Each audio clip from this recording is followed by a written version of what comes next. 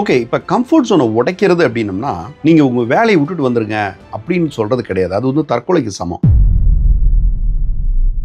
ஒவ்வொருத்தரோட வாழ்க்கையும் ஒவ்வொரு மாதிரி இருக்கும். என்னுடைய வாழ்க்கையை உங்களோட வாழ்க்கையோட கம்பேர் பண்ண முடியாது. பேசிக் ஃபேக்டரா சொன்னோன்னா, நான் ஆம்பளையா இருக்கலாம், நீங்க பொம்பளையா இருக்கலாம், ஸ்டூடெண்டா இருக்கலாம், இல்ல கல்யாணம் ஆகாதவங்களா இருக்கலாம், கல்யாணம் ஆனவங்களா இருக்கலாம், இல்ல ஒரு வயசானவங்களா இருக்கலாம். உங்களுடைய வாழ்க்கை எப்படி டிசைன் ஆயிருக்குன்னு ஒன் லைன்ல நம்ம அட்வைஸ் பண்ண முடியாது. அதுல ஒர்ஸ்ட் அட்வைஸ் என்னவா இருக்கும் அப்படின்னம்னா, உங்க வேலையை விட்டுருங்க அப்படின்னு சொல்றதா தான் இருக்கும்.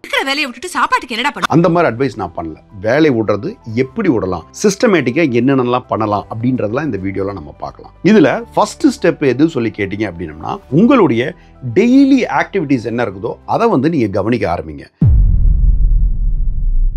எனக்கு தெரிஞ்ச ஒரு மென்டர் இருந்தாப்ல, ஒரு செமினார்ல வந்து பாத்தீங்கன்னா அந்த கேள்வி கேட்டார். அது ஒரு ஃபேமஸா கேட்கிற கேள்வி தான். என்னன்னு கேட்டீங்க அப்படின்னா, உங்க வாழ்க்கை லட்சியம் என்ன? அப்ப என் லட்சியம் இது அப்படின்னு சொல்லி சொல்றாங்க. அப்ப அவர் திருப்பி கேட்ட கேள்வி என்னன்னா, ரைட், ஓகே, இந்த லட்சியத்தை நீங்க அடையறதுக்கு என்ன விலை கொடுக்க போறீங்க அப்படின்னு சொல்லி கேட்டாப்ல. அது பார்த்தீங்களா, எவ்வளோ ஒரு மீனிங்ஃபுல்லான ஒரு இன்டெப்தான ஒரு கொஸ்டின் வந்து பார்த்துக்கோங்க. ஒரு கடைக்கு போகிறோம், ஒரு பொருள் வாங்குறதுக்கு போகிறோம், டிமார்ட் போகிறாங்க, இல்லை சூப்பர் மார்க்கெட் போகிறாங்கன்னு வச்சுக்கலாமே.